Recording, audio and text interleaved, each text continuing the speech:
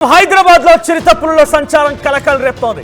నగర శివారు ప్రాంతాల్లో బాలాపూర్లోని రీసెర్చ్ సెంటర్ ఇమారత్ లో ఈ చిరుతపులుల సంచారం పెద్ద ఎత్తున ఆందోళన కలిగిస్తోంది. అక్కడి ఆర్సీఐ ప్రాంగణంలో 2 చిరుతపులులు సంచరిస్తున్నట్టుగా అక్కడి డిఫెన్స్ వర్గాలు ధృవీకరించాయి. ప్రజల్ని అప్రమత్తంగా ఉండాలని హెచ్చరించారు.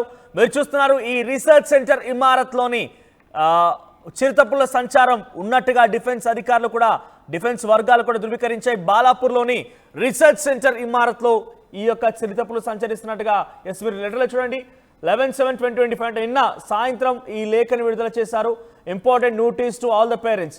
As per the instructions from our management committee, it has been brought to attention that 2 leopards have been sighted roaming near the RCA premises.